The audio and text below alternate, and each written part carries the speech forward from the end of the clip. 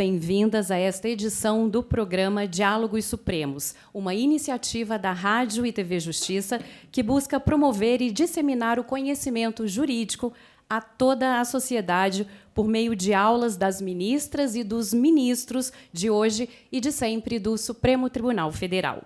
Hoje, nós temos a honra de receber o ministro Edson Fachin, vice-presidente do Tribunal, que vai apresentar o tema Controle de Convencionalidade nos Julgamentos do STF. Antes do início da exposição, nós vamos assistir a um breve resumo da atuação acadêmica e profissional do ministro Edson Fachin. Natural de Rondinha, no interior do Rio Grande do Sul, Luiz Edson Fachin mudou-se para o Paraná ainda criança, onde concluiu a Faculdade de Direito pela Universidade Federal do Estado em 1980. Pela PUC de São Paulo, se tornou mestre e doutor.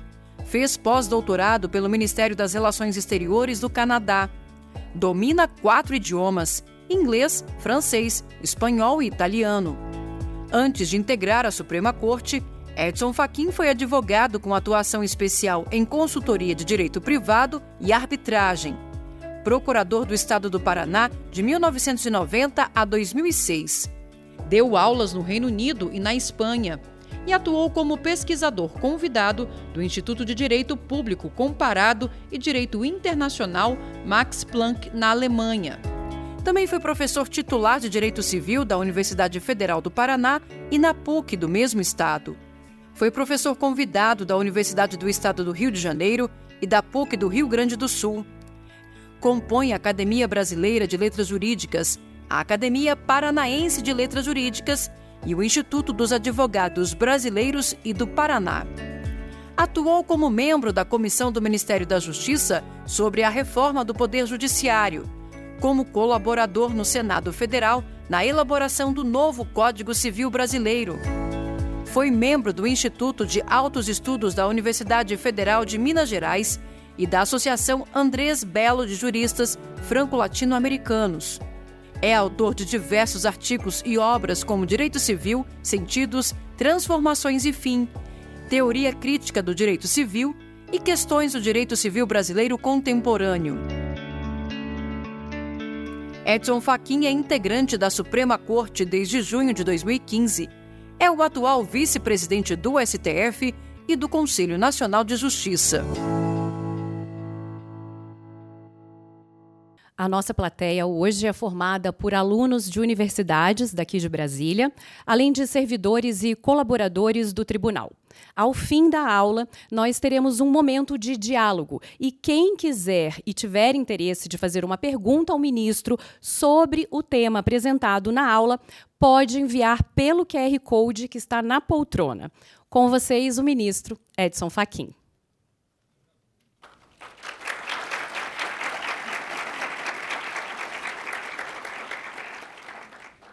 Nós acedemos ao convite do eminente presidente do Supremo Tribunal Federal, o ministro Luiz Roberto Barroso, para integrar esse conjunto de atividades para as quais foram chamados, convidados todos os ministros desse tribunal, a fim de fazer uma exposição sobre temas jurídicos da atualidade.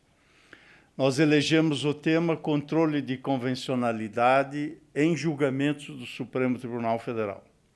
A eleição, a escolha desse tema se deu, entre outras razões, porque este é um tema que tem passado, tem presente e tem futuro na jurisdição constitucional.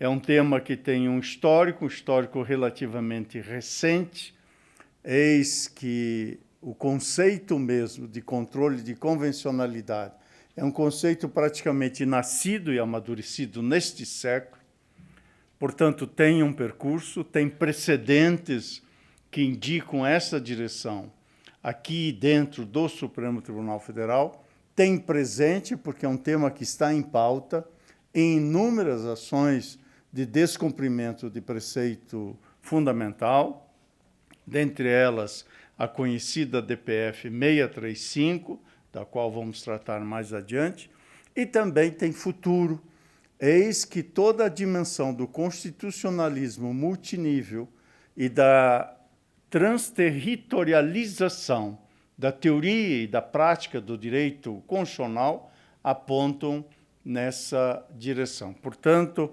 eis as razões da escolha do tema, eis a causa de estarmos aqui iniciando esta exposição, que, como disse, é aceder a um convite do eminente ministro Luiz Roberto Barroso, e, ao mesmo tempo, nós também aqui estamos para enaltecer essa iniciativa da presidência do Supremo Tribunal Federal.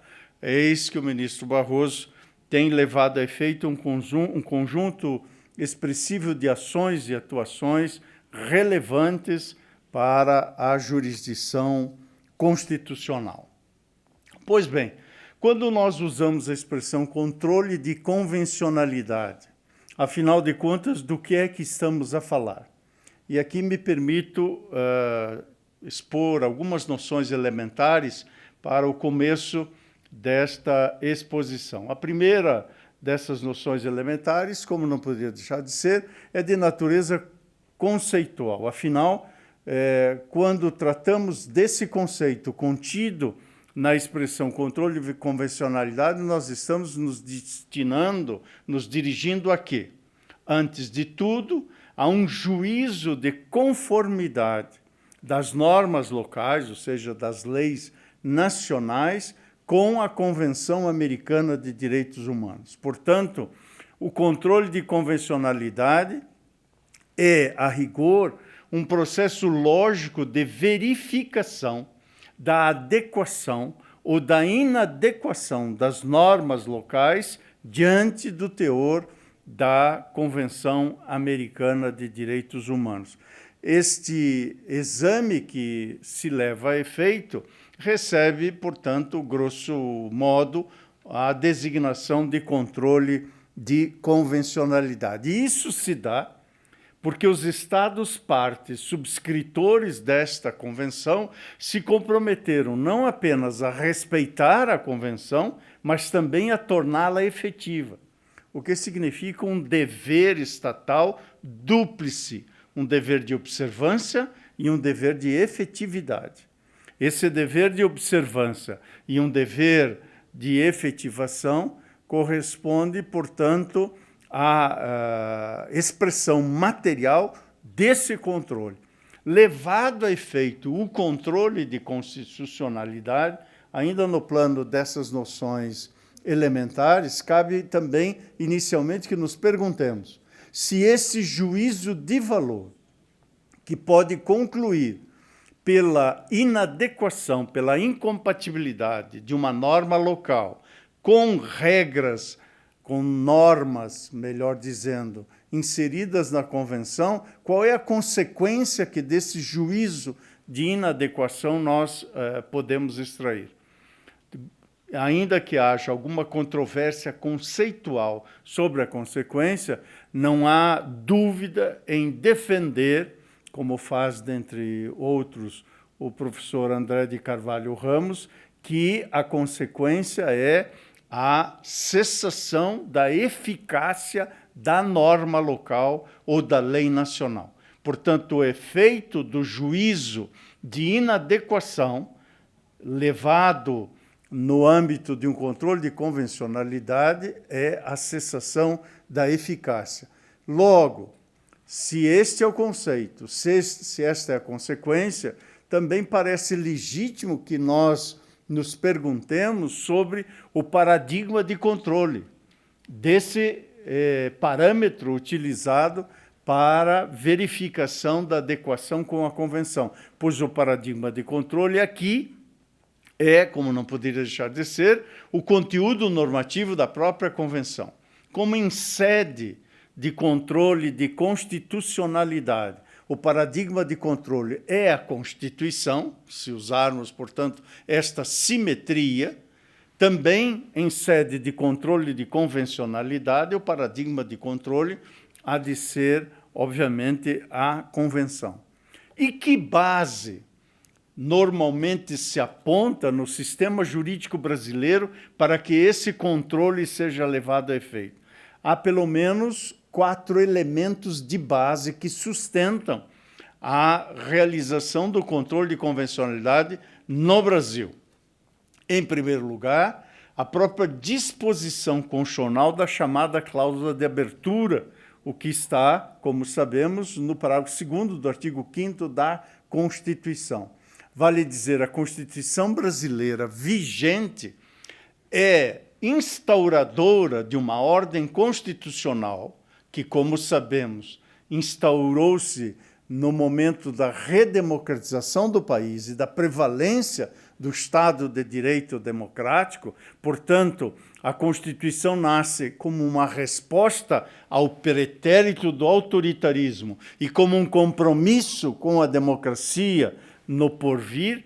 Essa Constituição também abre canais de diálogo com o constitucionalismo transterritorial ou multinível, ou seja, com o sistema internacional de proteção dos direitos e garantias fundamentais. Portanto, a primeira base desse controle de convencionalidade encontrado internamente no sistema jurídico brasileiro é a própria Constituição. Em segundo lugar, ao lado dessa base normativa de índole constitucional, há uma base normativa de natureza jurisprudencial. O Supremo Tribunal Federal tem, especialmente aqueles casos apreciados no ano de 2008, um conjunto expressivo de precedentes por meio dos quais o controle de constitucionalidade emergiu na ambiência da Constituição.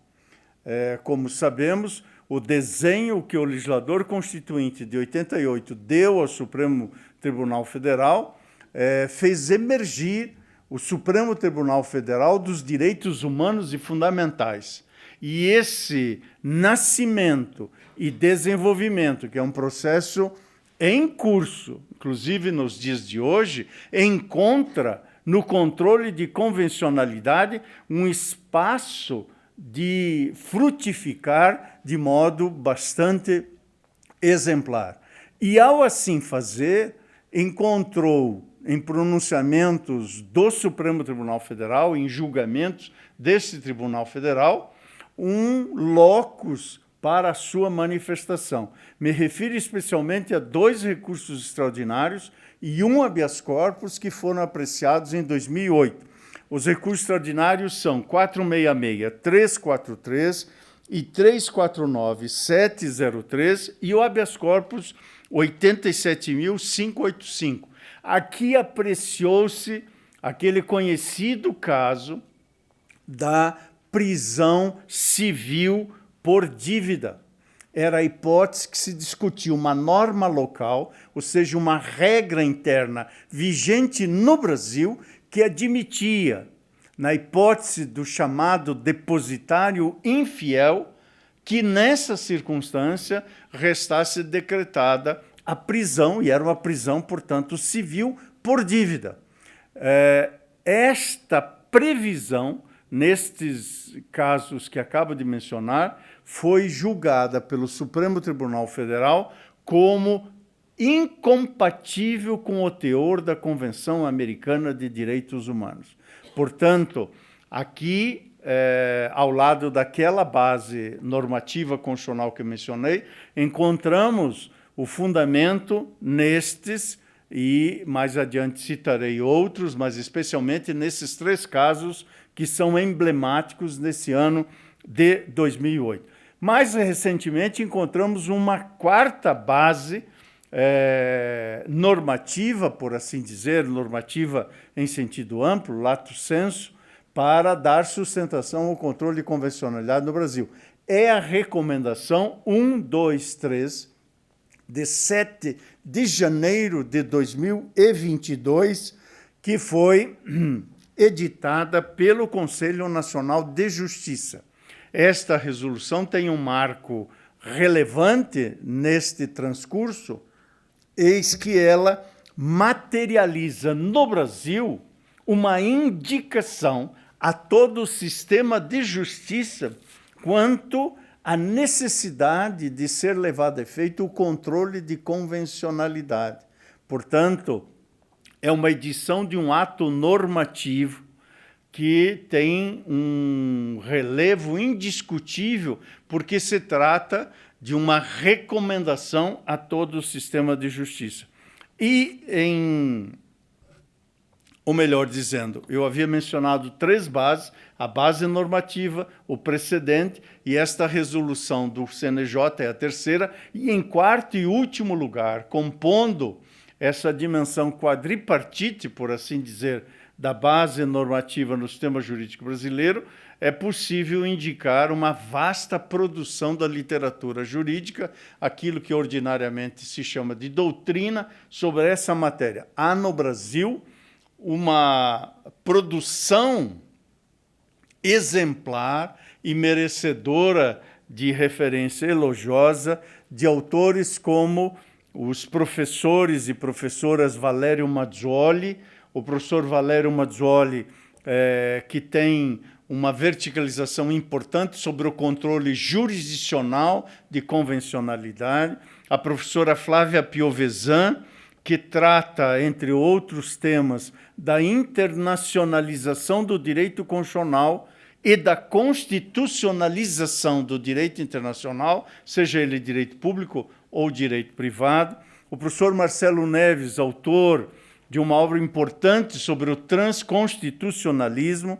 Mesmo na Europa continental, em Portugal, toda a teoria do direito constitucional levada a efeito pelo professor José Joaquim Gomes Canutilho, especialmente à luz do conceito de constitucionalismo global, também abre espaço para esta discussão. E também, próximo a nós, o professor Roberto Gargarella, aqui da Argentina, que, aliás, já esteve aqui no Supremo Tribunal Federal a nosso convite, discutindo temas de direito, cuida, o professor Gargarella, de desenvolver o conceito de constitucionalismo transformador. Também a professora Mariela Morales, que desenvolve as suas reflexões com base no chamado ius constitutionale comune e, obviamente, já mencionei o professor André de Carvalho Ramos, dentre tantos outros autores, alguns dos quais ainda vou me referir no curso dessa exposição, mas apenas à guisa de introdução para dizer que na base, portanto, do sistema normativo nós temos norma constitucional, precedentes do Supremo Tribunal Federal, recomendação do Conselho Nacional de Justiça e uma boa, para não dizer mais do que boa, uma robusta produção da literatura jurídica. Aqui no tribunal, nós temos vários colegas, especialmente aqueles que exercem, além da atividade judicante, também o magistério e a atividade acadêmica, uma produção muito grande, como dos ministros Luiz Roberto Barroso, Gilmar Mendes, Alexandre de Moraes, entre outros colegas que já se dedicaram a esta matéria. Eu mesmo tive a oportunidade de, recentemente, publicar um texto em coautoria com a professora Cristine Peter da Silva, sobre a concretização dos direitos humanos no Supremo Tribunal Federal, refletindo também sobre esta matéria. Portanto, ainda à luz desta introdução de noções elementares, lhes falei do conceito do controle, do efeito, do paradigma de controle, e agora acabo de lhes falar sobre as 4 bases que nós encontramos no contexto do direito brasileiro para dar sustentação ao controle de convencionalidade. Um outro elemento ainda no plano dessas noções básicas, elementares, introdutórias, é aquele que responde à seguinte pergunta: afinal de contas, como se dá o controle de constitucionalidade? De um modo geral, são 2 horizontes que aqui se apresentam. O primeiro é o chamado controle originário ou controle vertical realizado pela própria Corte Interamericana de Direitos Humanos. Muitos também designam esse controle de controle externo. Externo porque ele é realizado supranacionalmente pela Corte Interamericana de Direitos Humanos. Há autores que o designam de controle internacional de convencionalidade. Portanto, esse é o primeiro horizonte desse controle, ora dito vertical, ora dito externo, ora dito internacional, mas que, ao fim e ao cabo, é aquele levado a efeito nos julgamentos da própria Corte Interamericana de Direitos Humanos, aplicando, por óbvio, a Convenção Americana de Direitos Humanos. O segundo controle designa-se de controle endógeno ou interno, é aquele que os Estados-partes da Convenção realizam nos seus próprios sistemas jurídicos.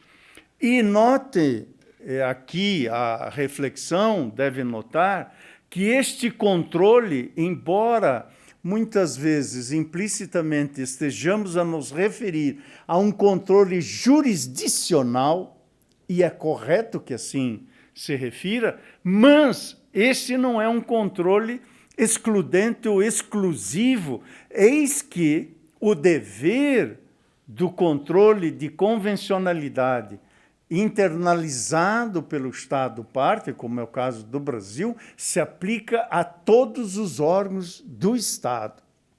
É claro que, de maneira mais proeminente, nós estamos a nos referir ao Estado juiz. E aqui, especialmente no Supremo Tribunal Federal, estamos a nos referir ao controle levado a efeito nesta Corte, que tem, à luz da própria Constituição, como função precípua a guarda da Constituição. E, por via de consequência, também a guarda da convencionalidade. É o lugar, digamos assim, proeminente desse controle, mas que não esgota, não apenas na jurisdição, como também, obviamente, não exclui que os demais órgãos do Estado, inclusive fora da jurisdição, estejam obrigados, como de fato estão, a seguir as regras convencionais. E é nesta dimensão que se pode dizer que, se a partir de 1988 e do fenômeno da constitucionalização do direito no Brasil, não apenas do direito público, mas também do direito privado, enfim, de todo o direito, com esta circunstância de tornar-se a Constituição o feixe irradiador central da normatividade jurídica, este fenômeno da constitucionalização elevou, portanto, a juízo de correção a afirmar-se que o juiz de um dado litígio, de uma controvérsia, é, antes de tudo, o juiz da Constituição, seja ele atuante no Supremo Tribunal Federal, seja ele atuante em qualquer comarca do Brasil. Eis que, como sabemos, esse controle pode se dar de forma concentrada ou difusa. Com o início e o desenvolvimento do controle de convencionalidade, nós podemos dizer também que, ao lado das funções de ser juiz da Constituição, também a este juiz é dado o papel de ser o juiz da Convenção, sem que uma função seja, obviamente, excludente da outra. Neste sentido, portanto, aqui temos um outro elemento que se agrega àqueles que eu já houver exposto, que responde à pergunta, como eu disse, como se dá o controle de convencionalidade. Dando um passo adiante, cabe perguntar agora, para, digamos assim, arrematar essas brevíssimas observações iniciais, à guisa de uma introdução do tema especificamente, qual é o modo pelo qual o controle de constitucionalidade se dá na prática, ou seja, é possível, portanto, responder a essa indagação qual é o modo, dizendo-se que, de ordinário, mediante uma determinada provocação, como, por exemplo, na propositura de uma arguição de descumprimento de preceito fundamental, o tema do controle de constitucionalidade estar vertido nas razões daquela arguição de descumprimento de preceito fundamental. Portanto, no país como o Brasil, que é o país da Constituição e, simultaneamente, o país da Convenção, a arguição de preceito fundamental descumprido é uma arguição que se destina não apenas a um dado preceito constitucional, mas também a um preceito de natureza convencional. Isso significa, portanto, que a via da ADPF é uma via, digamos assim, proeminente, importante, para que ocorra esta provocação, a fim de que a jurisdição se manifeste sobre aquele juízo de valor de adequação ou inadequação de uma norma local com a convenção. Portanto, a inadequação da norma local, e, obviamente, no caso brasileiro, infraconstitucional, pode se dar em face da Constituição e da Convenção, ou exclusivamente no controle de convencionalidade em face da Convenção. Mas não nos esqueçamos que nesta matéria parece-me razoável que uma interpretação convencional seja levada a efeito até mesmo de ofício, independentemente de provocação. Ou seja, no âmbito de uma determinada controvérsia, quando os fatos processuais já estiverem adequadamente expostos, parece-me razoável sustentar que quem realiza uma interpretação convencional poderá fazê-lo independentemente de provocação específica sobre o controle de convencionalidade. O que significa, portanto, que o controle de convencionalidade é, antes de tudo, um dever por meio do qual os atores do Estado, especialmente do Estado juiz, realizam a concretização deste parâmetro. Pois bem, estas eram as noções introdutórias deste tema, que, como lhes disse, tem passado, tem presente e tem futuro. Essa consideração tridimensional do tempo dá ao controle de convencionalidade uma dimensão muito interessante do ponto de vista acadêmico. Eis que o conceito do controle de convencionalidade ele emerge quase que ao mesmo tempo de reflexões teóricas e também da prática de julgamentos da Corte Interamericana de Direitos Humanos. Então, aqui, do ponto de vista metodológico, nós temos um exemplo interessante do diálogo entre conhecimento e experiência. Vale dizer, daquilo que evidencia que a legitimação da investigação teórica ou da realização prática de um determinado munus, especialmente na jurisdição constitucional, tem a teoria, na empiria, o sereno legitimador. E tem a prática, na investigação teórica, também a legitimação daquela prática. Ou seja, este diálogo entre conhecimento e experiência, portanto, emerge aqui como um exemplo muito relevante. Isso significa, portanto, que a prática do direito será tanto mais legítima quanto investigação e pesquisa teórica tiver. E a pesquisa teórica será tanto mais legítima quanto compromisso com a contraprova dos fatos, com a contraprova da história tiver. E é nesta interação entre conhecimento e experiência que nós localizamos a presentificação deste tema do controle de convencionalidade. Ou seja, o presente deste tema está imbricado com o contexto histórico institucional que boa parte, se não todos, os países membros da própria Organização Americana dos Estados e os Estados partes da Convenção Americana de Direitos Humanos vivenciam. Ou seja, é um presente que põe, digamos assim, em primeiro lugar no palco, um tripé formado pelo Estado de Direito, pela democracia e pelo respeito aos direitos humanos. O controle de convencionalidade habita a casa que esse tripé sustenta.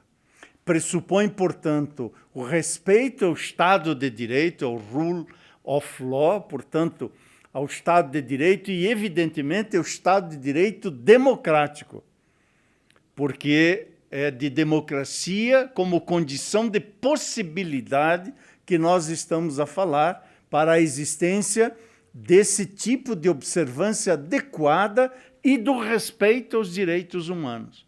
Daí porque, no Estado de Direito Democrático do Brasil, o funcionamento regular das instituições, como do Supremo Tribunal Federal, é que propiciam o regular controle de convencionalidade na perspectiva protetiva dos direitos humanos. É claro que é preciso também que tenhamos presente que, como estamos falando de muitos estados partes, nós estamos a falar de contextos históricos diversos, de realidades distintas, de vicissitudes locais relevantes que hão de ser, obviamente, observadas. Nós não podemos parificar, digamos, um quadro geral normativo a priorístico que, como uma moldura previamente dada, por assim dizer, encapsule a fotografia da realidade nacional dos mais diversos países.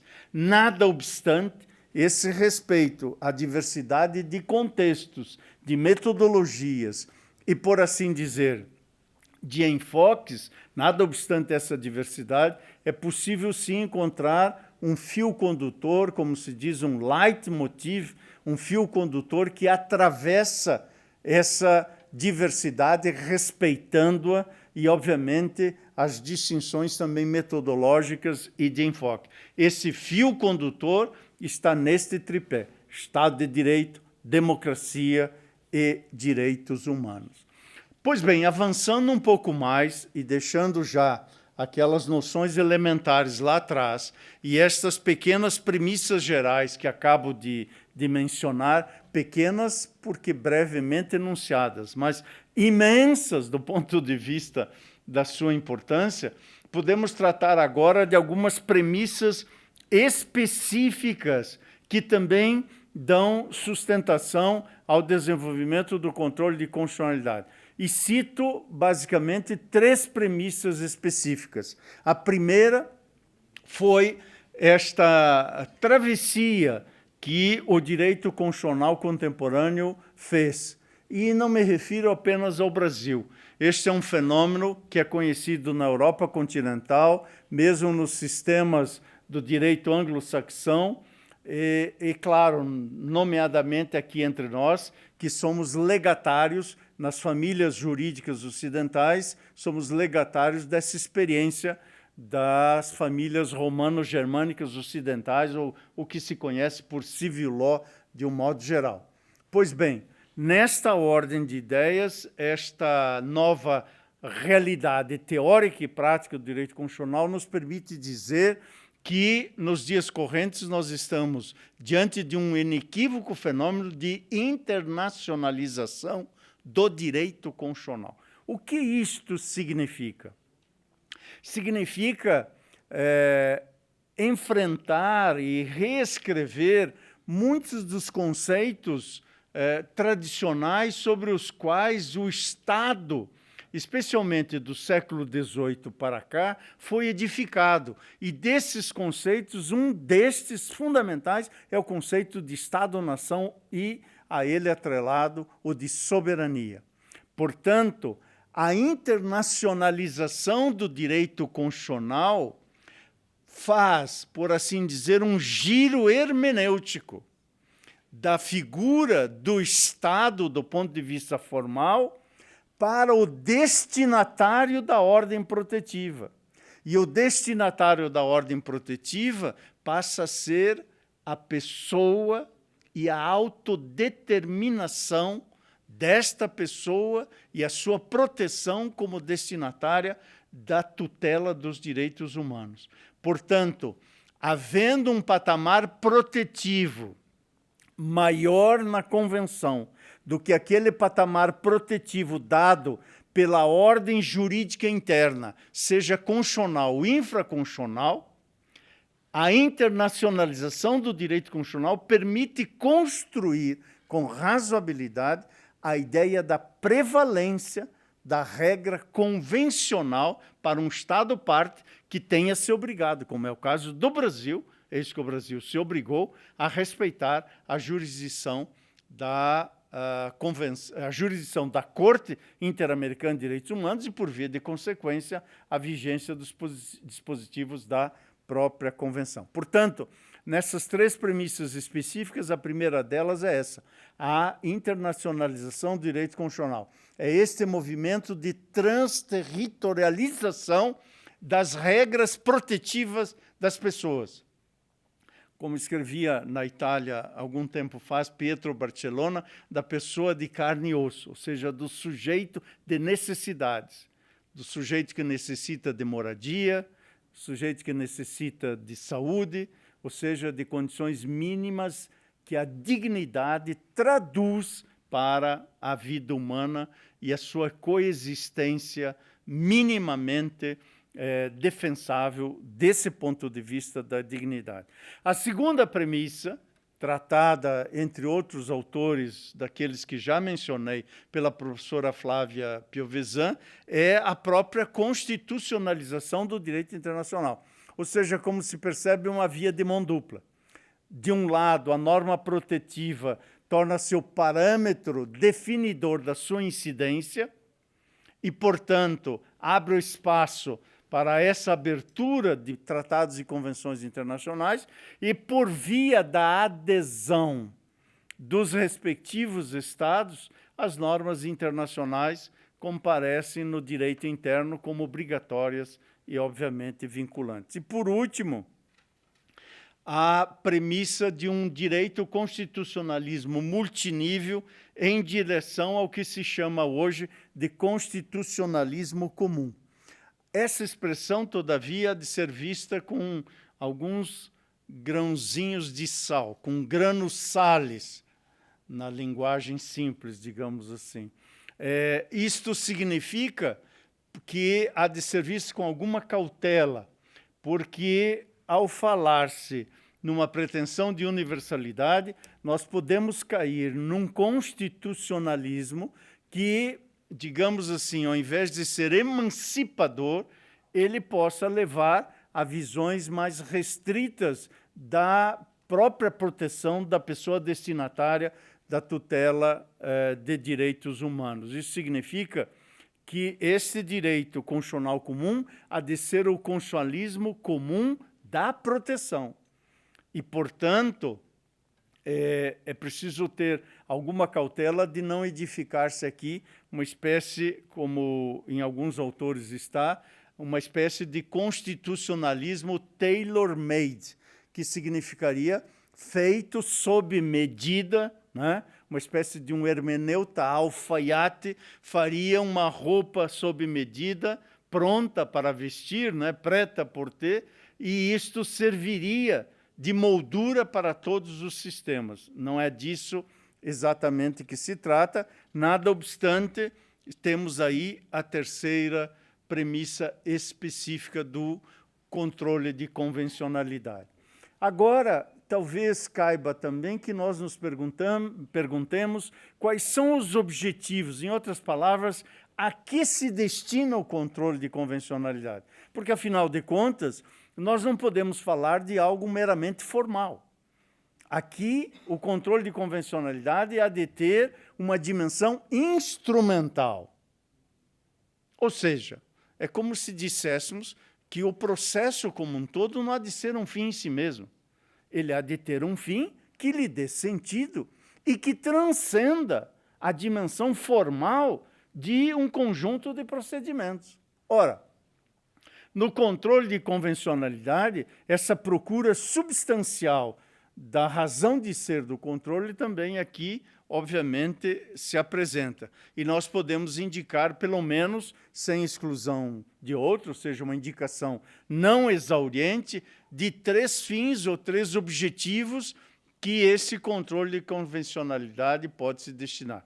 Em primeiro lugar, é inequivocamente uma ferramenta de proteção dos direitos humanos, ou seja, é uma concretização daquilo que se designa de Human Rights Approach, ou seja, esta ideia da presença dos direitos humanos como um elemento em face do qual essa presença, a própria razão de ser do controle de convencionalidade se dê.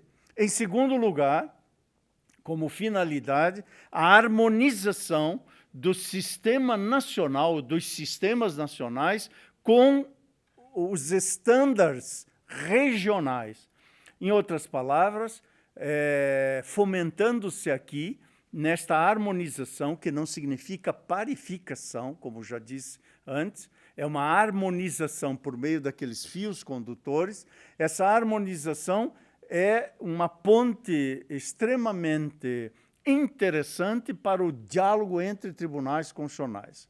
O diálogo que, por exemplo, o Supremo Tribunal Federal fez com a decisão da Suprema Corte colombiana sobre o estado de coisas inconstitucional e aqui na DPF 347 aplicou no âmbito do sistema prisional, é um exemplo desse diálogo entre cortes. Agora, atentemos para isso, e aqui vai uma pequenina nota de rodapé mental. Diálogo não significa apenas uma referência epidérmica a outros julgamentos. Não se trata aqui de um recurso de argumento de autoridade que venha amparar uma conclusão que já se tenha chegado. Não é disso que se trata. Diálogo significa um escrutínio que se realiza mediante um cotejo analítico da decisão tomada por outra corte e a sua pertinência com aquilo que a Corte Nacional está a decidir. Portanto, o diálogo há de ser efetivamente um intercâmbio conceitual e prático por meio do qual os tribunais efetivamente intercambiam conceitos e experiências e assim por diante. E, em terceiro lugar, um terceiro objetivo do controle de convencionalidade, como não poderia deixar de ser, é a maior proteção às vítimas. Portanto, em primeiro lugar, uma ferramenta de proteção de direitos humanos. Em segundo lugar, a harmonização dos sistemas nacionais com os estándares regionais. E, em terceiro lugar, maior proteção às vítimas. É claro que nisso que estamos a falar agora, da presentificação do controle de convencionalidade, é claro que há, indiscutivelmente, um conjunto de desafios. Um deles, de passagem, en passant, eu já mencionei, que é arrostar, desafiar o conceito tradicional de soberania. Dentro do conceito tradicional clássico de soberania, as soluções também tradicionais para as antinomias são todas conhecidas, ou seja, essas antinomias, portanto, essas inadequações, quando realizadas dentro de uma mesma espacialidade, os modos tradicionais de solução desses choques, por assim dizer, dessas antinomias, são conhecidos. O critério da especialidade, o critério cronológico. Porém, no âmbito do controle de convencionalidade, como a primazia é das pessoas e sua proteção como destinatárias da tutela dos direitos humanos pela ordem jurídica nacional e pela ordem jurídica supranacional, esse conceito de soberania também ele é, por assim dizer, redesenhado. Obviamente que não se abandona, e nem de longe, a importância do conceito de soberania, afinal de contas, a tríade povo, território e soberania continua a caracterizar a formulação do próprio sentido de Estado e de sociedade, porém, ao elevar-se os titulares destinatários da proteção dos direitos humanos como finalidade primordial do controle de convencionalidade, nós estamos a dizer que esta finalidade há de compreender-se tanto na ordem jurídica interna, nacional, como também na ordem jurídica internacional. Em outras palavras, não, digamos assim, não esmaece o conceito de soberania. Ele é apenas redesenhado para dizer que é uma soberania, por assim dizer, em favor da pessoa e não uma soberania apenas em favor de uma dimensão formal da organização de um dado Estado. Esse é, talvez, hoje um dos principais desafios, que é conjugar todos esses fenômenos com a dimensão da soberania. Não é preciso ir muito longe. Em algumas cortes constitucionais, se ouve muitas vezes até mesmo ainda críticas à utilização do método de direito comparado como eventualmente ofensivo à soberania de um dado país. Aliás, para não deixar passar sem referência concreta, era isso que sustentava Antonin Scalia, dentre alguns justices da Suprema Corte norte-americana. Portanto, percebe-se bem a dificuldade com a qual se lidava e, de algum modo, ainda se lida ao tratar desta matéria. Aqui nós temos, obviamente, outros desafios relevantes, dentre eles a construção dos direitos humanos à luz de um valor universal. Joseph Raz é um dos autores que sustenta esta ideia que me parece de todo pertinente da igualdade de valor a todos os seres humanos, portanto, com respeito à diferença, com respeito ao projeto de vida, o que significa, portanto, dizer que esta dimensão dos direitos humanos, ela alcança alguns patamares de um valor moral de natureza universal. Mas não se trata apenas de um valor que é atribuível abstratamente ao valor da liberdade da pessoa. Porque, como nós sabemos, a verdadeira dignidade se materializa e se concretiza quando a liberdade vem acompanhada da sua irmã siamesa, que é a igualdade.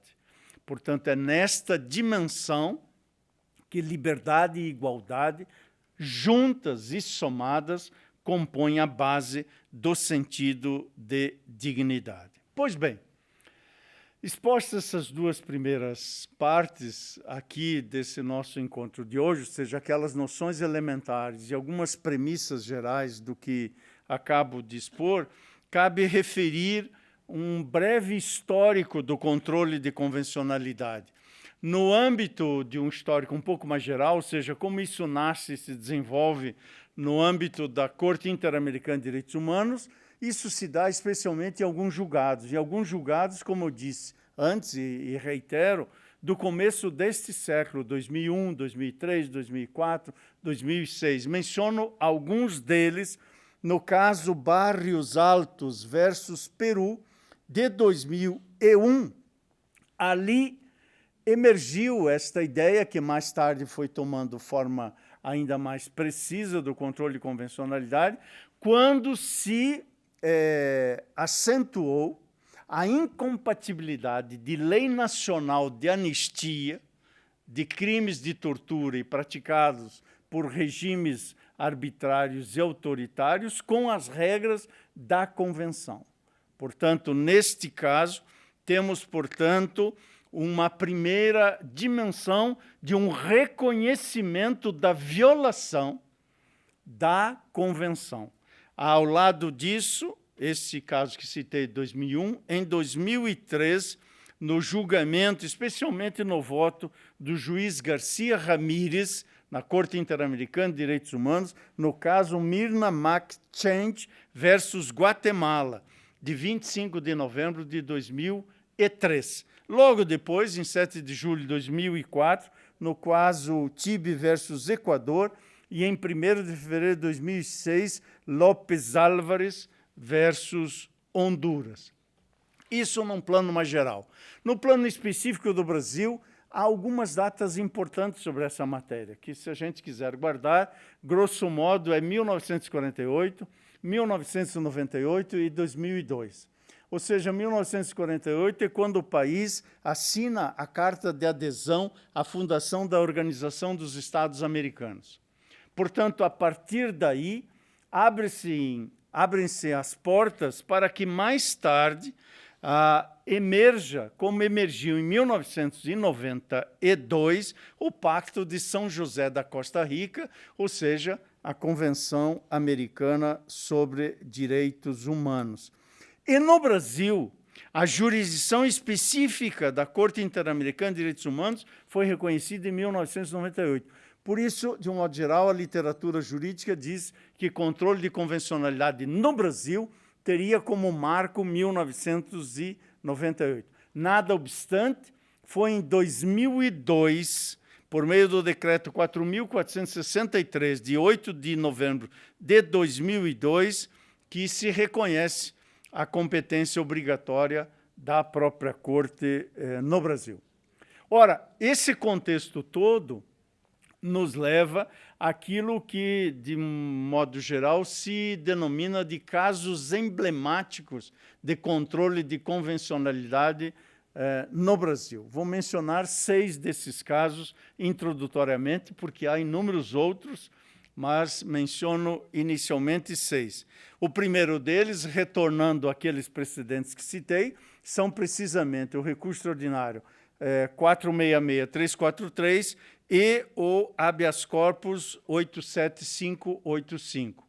Aqui, induvidosamente, o Supremo Tribunal Federal decidiu que determinada norma ou lei ordinária se chocava com regra da Convenção e, portanto, a Convenção prevalecia e fazia cessar a eficácia da lei ordinária. Abrindo outra notinha de rodapé mental aqui, nesses julgamentos houve um debate importante que, de algum modo, esse tribunal ainda não ultimou acerca do estatuto da incorporação destas regras, se num patamar supralegal ou num patamar de natureza constitucional.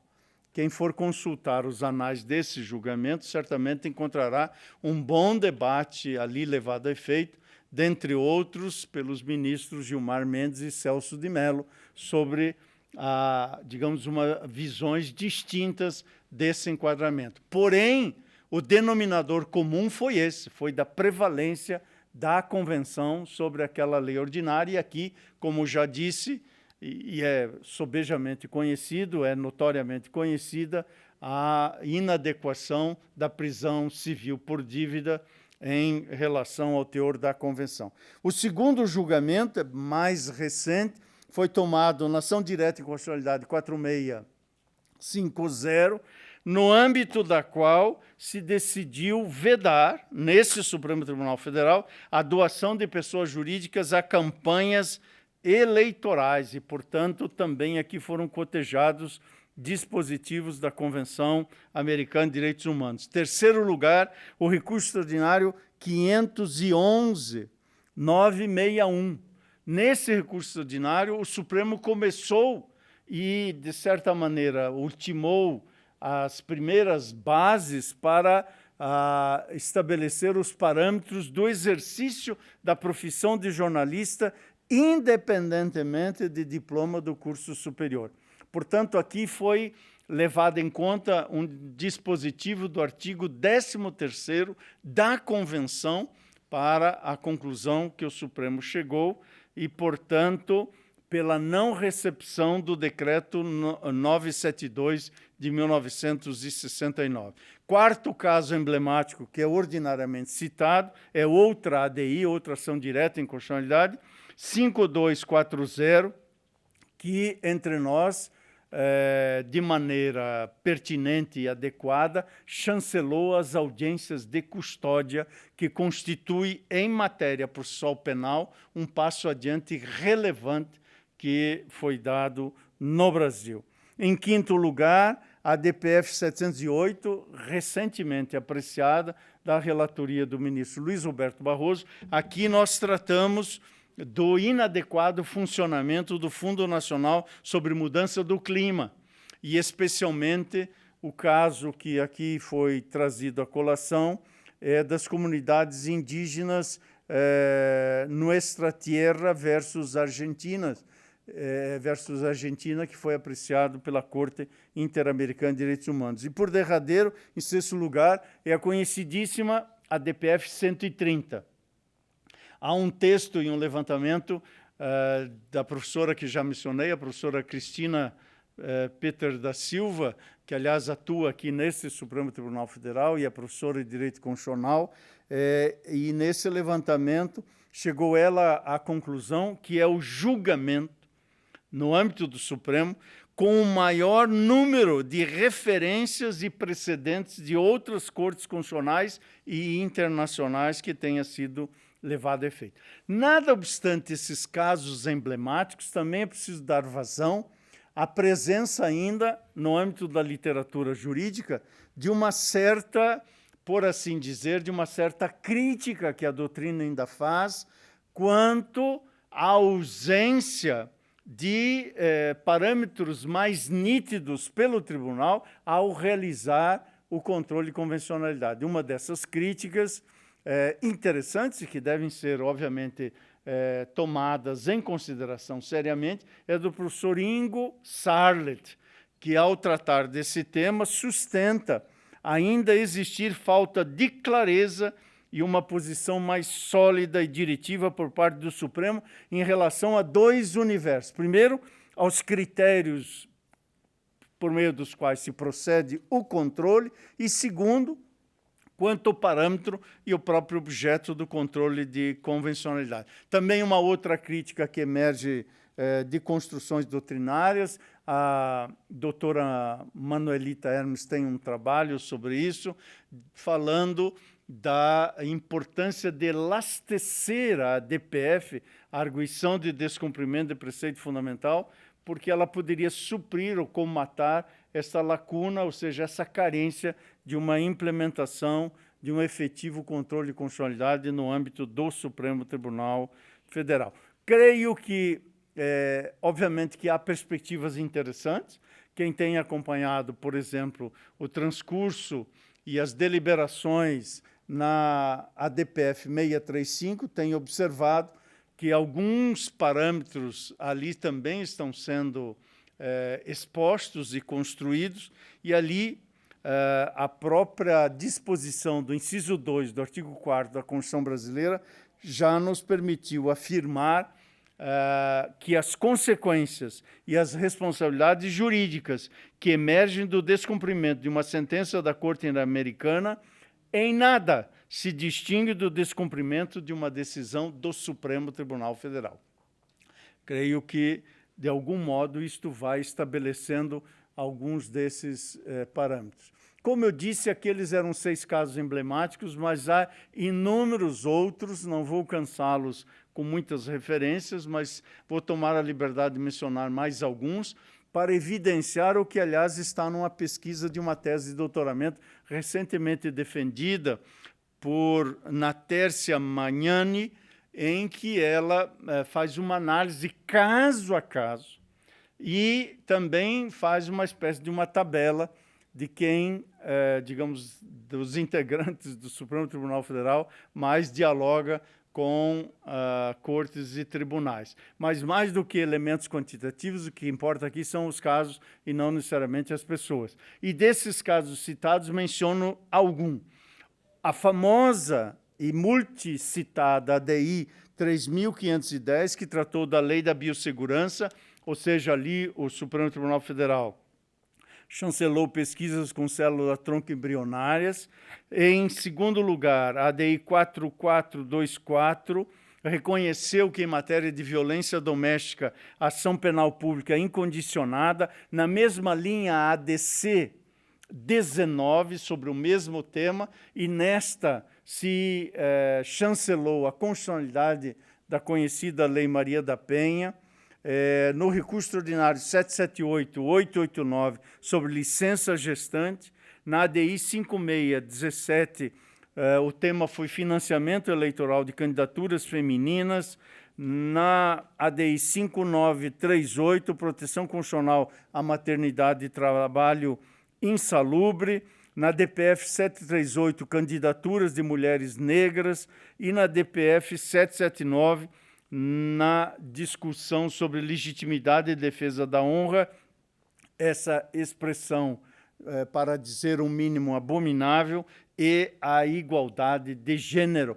Portanto, em todas esses precedentes, entre outros, como na própria DPF 635, como no habeas corpus 143.988, este tratou da superlotação em unidades de cumprimento de medidas socioeducativas, fixando parâmetros e critérios de internação no Brasil. Portanto, em todas essas decisões, presente está o diálogo entre cortes, a referência a decisões da Corte Interamericana de Direitos Humanos e, obviamente, a Convenção Americana de Direitos Humanos. Há muitas leituras boas para prosseguir nesse estudo. Comecei dizendo de uma produção literária robusta no âmbito do direito e menciono, já rumando para a conclusão dessa exposição, pelo menos 4 leituras que podem ser levadas a efeito na perspectiva desta reflexão. A primeira delas é um trabalho da doutora Manuelita Hermes, denominado Arguição de Descumprimento de Preceito Fundamental como Instrumento de Controle de Convencionalidade. O segundo é da professora Cristine Oliveira Peter da Silva, a DPF 130 e a Democracia de Antíteses no Conceito do Estado Cooperativo de Direitos Fundamentais. O terceiro é o estudo do professor André de Carvalho Ramos sobre controle de convencionalidade.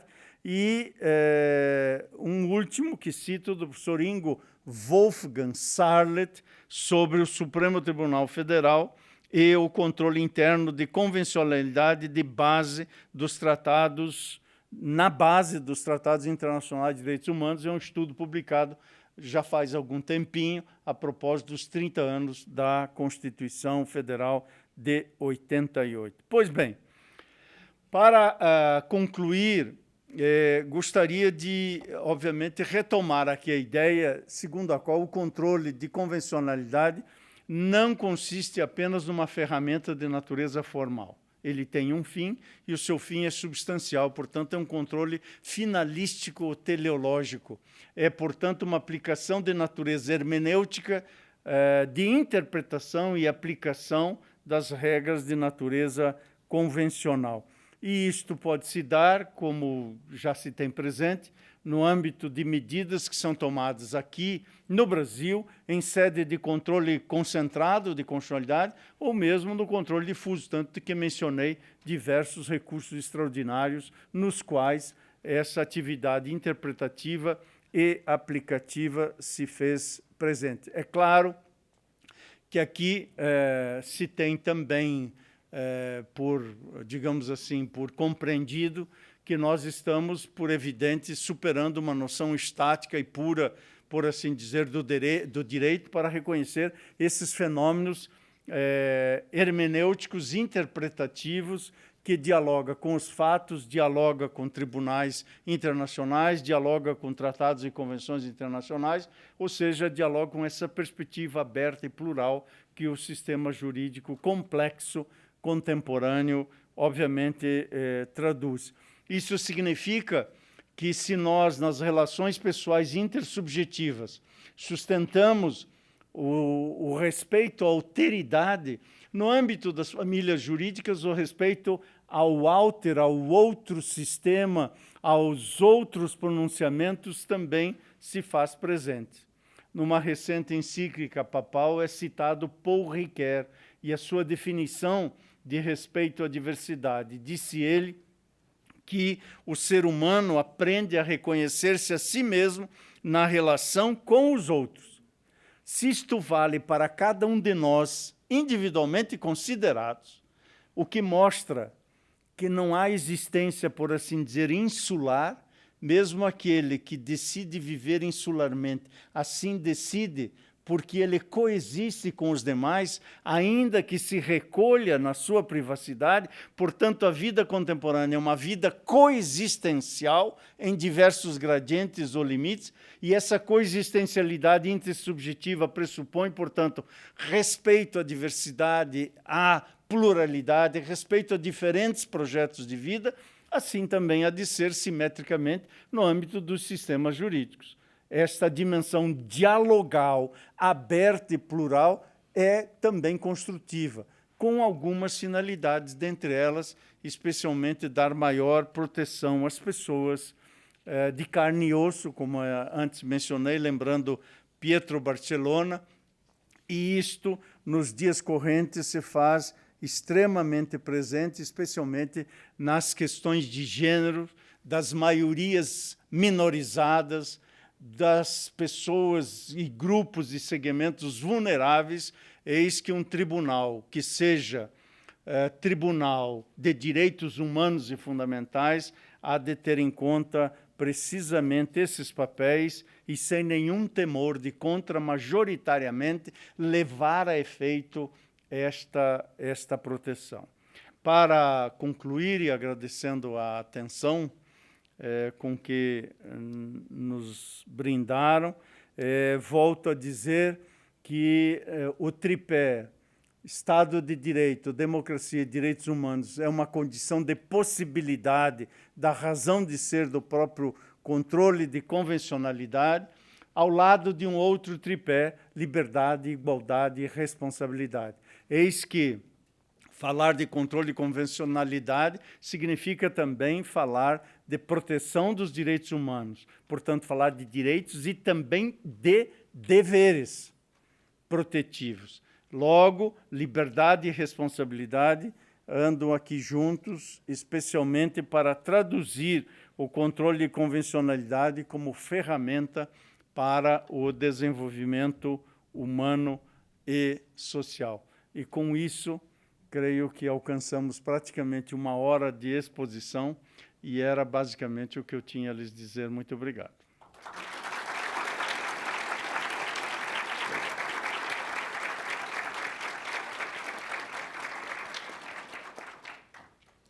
Ministro, nós recebemos diversas perguntas e selecionamos algumas para fazer. A primeira delas, ministro, é a seguinte questão: até que ponto é justo e válido que ocorra a conformidade da Constituição com a Convenção Norte-Americana dos Direitos Humanos?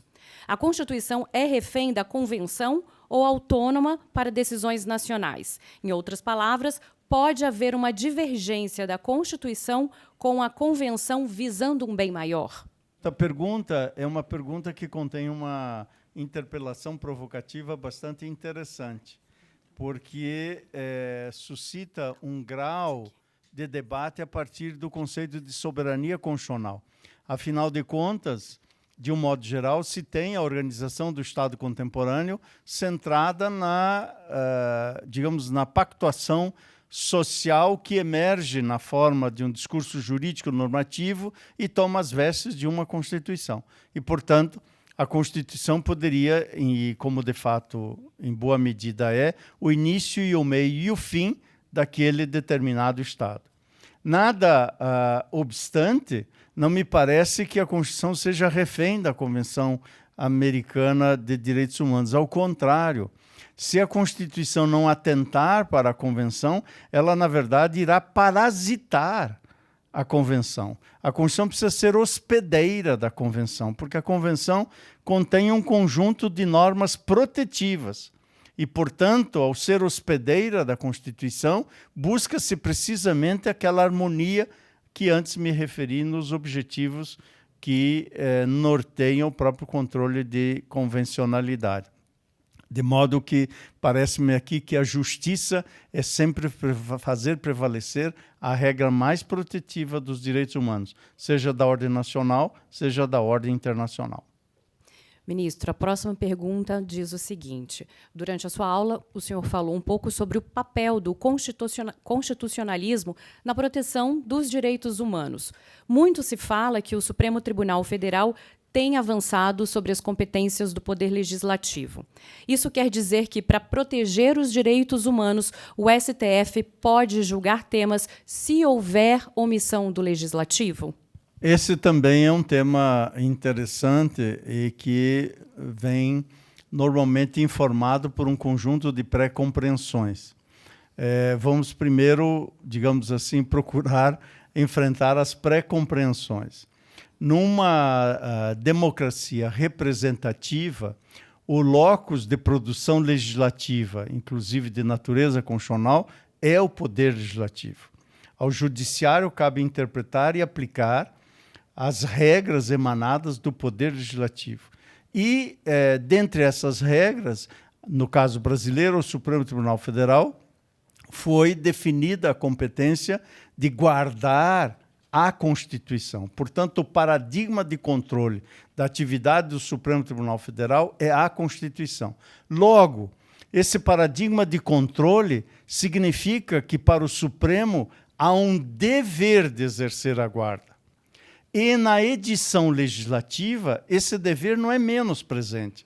Vale dizer, toda a regra infraconstitucional, ordinária, especial ou complementar, também há de zelar, há de velar pela obediência à Constituição. E a quem é deferido constitucionalmente o papel de fazer o escrutínio dessa conformidade depois de ditada a norma? Ao Supremo Tribunal Federal. Portanto, as competências aqui estão bem delimitadas. E essas competências estão delimitadas quando o Poder Legislativo edita uma regra. E quando o Poder Legislativo não edita a regra?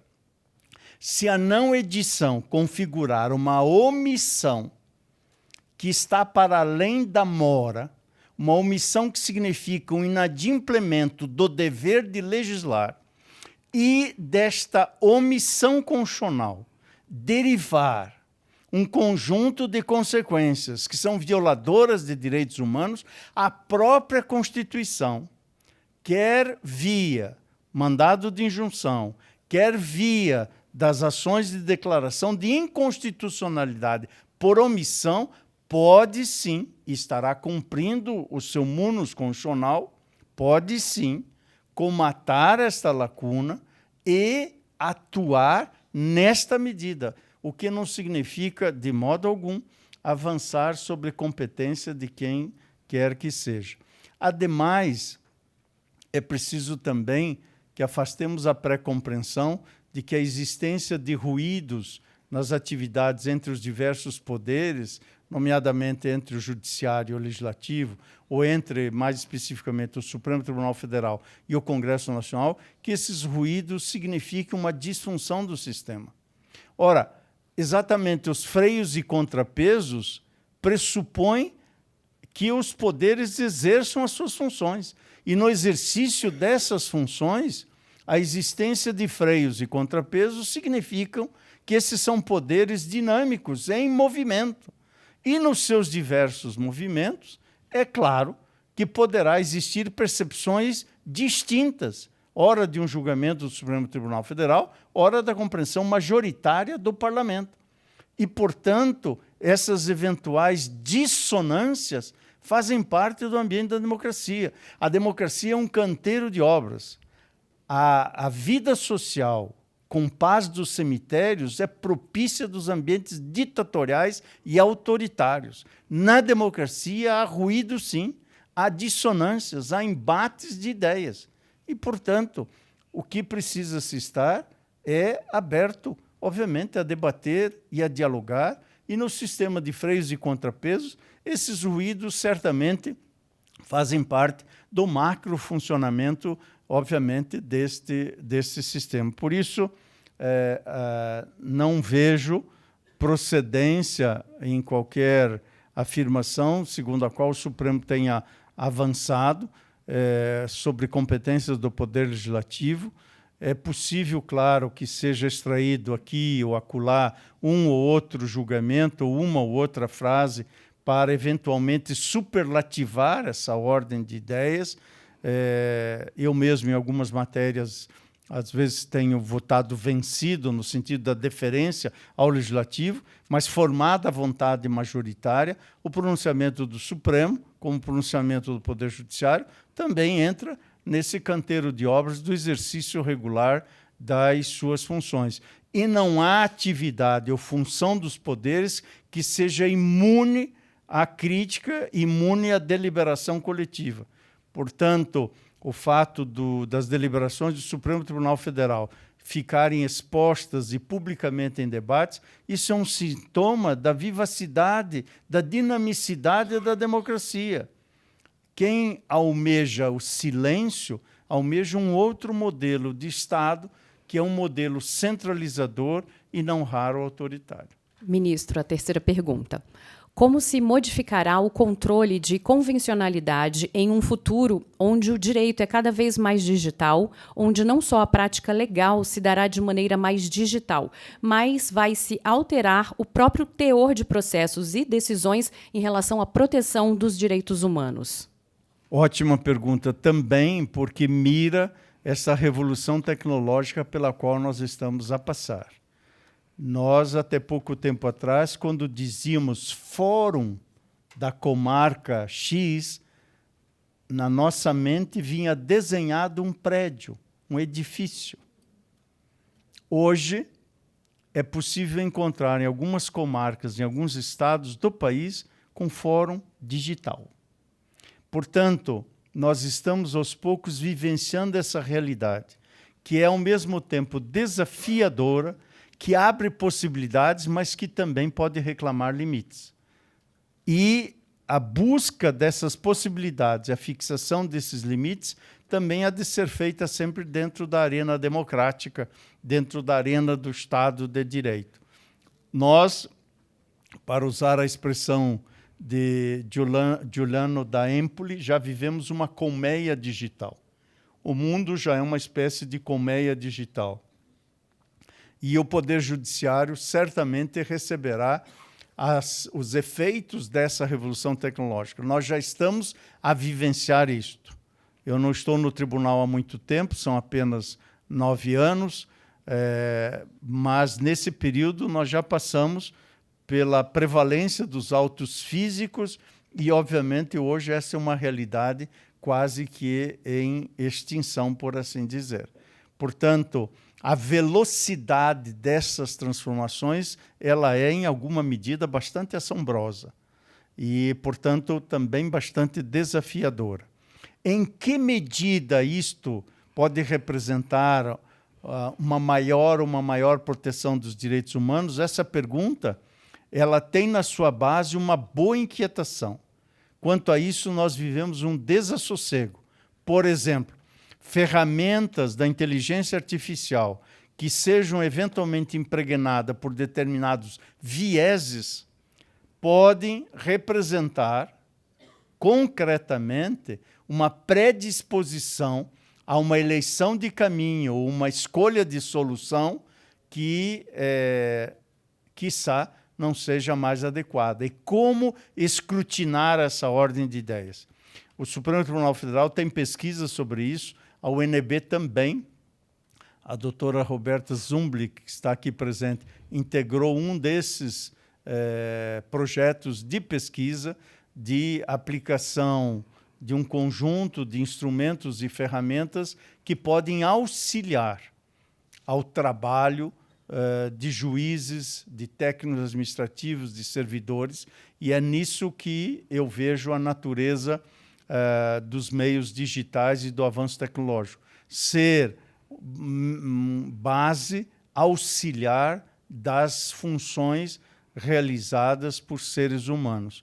Eu creio que a perda eventual desse controle, se é que é possível mantê-lo, poderá, claro, trazer algumas consequências que não são suscetíveis agora de, num exercício de clarividência, serem eventualmente indicadas ou imaginadas. Por isso, olhando para o futuro, não nos esqueçamos que, ao fim e ao cabo, estamos nós, os seres humanos e os seres cientientes e toda a natureza que também há de ser reputada e comportar-se como destinatária de elementos protetivos de direitos, os rios, as florestas e tudo mais que a emergência climática tem trazido à colação. Nós todos almejamos um futuro habitável. A tecnologia e a revolução tecnológica têm como meta vir e cooperar para que esse futuro seja habitável. Um futuro com liberdade e um futuro com igualdade. A tecnologia precisa ser inclusiva e não agravar os espaços de exclusão social, especialmente numa sociedade como a nossa, ainda desigual e, para não deixar de mencionar, também ainda muito discriminatória. Ministro, qual o impacto de mudanças na interpretação do Supremo na base normativa do sistema brasileiro? Isso prejudica o funcionamento das demais instâncias do Judiciário? Alguns exemplos de mudança: execução da pena em segunda instância e a revisão da vida toda. O STF pode ter mecanismos para não alterar sua própria decisão em pouco espaço de tempo? Uma regra contida no Código de Processo Civil, no artigo 927, diz que a jurisprudência deve ser estável, íntegra e coerente. Mais do que acertada esta regra. A jurisprudência, para merecer esse nome, deve ter essas três características: estabilidade, integridade e coerência. Isto significa que sempre essas características se fazem presentes? Não. Portanto, é preciso reconhecer que aqui há um dever de casa a ser levado a efeito. Agora, dizer que a jurisprudência há de ser estável também não significa transformar os julgamentos ou aquilo que alguns chamam de precedentes como se fosse uma espécie de um precipitado insolúvel, algo que é insuscetível de ser transformado. Às vezes as transformações ocorrem num lapso temporal relativamente exíguo, como no exemplo citado, de uma orientação que predominava até 2009 e depois uma alteração em 2016 e assim sucessivamente. Essas alterações são bem-vindas do ponto de vista da compreensão tradicional de estabilidade, previsibilidade e integridade. A resposta é francamente negativa, não há dúvida. Porém, é preciso também compreender que os juízos colegiados também são feitos de pluralidade, de compreensões distintas.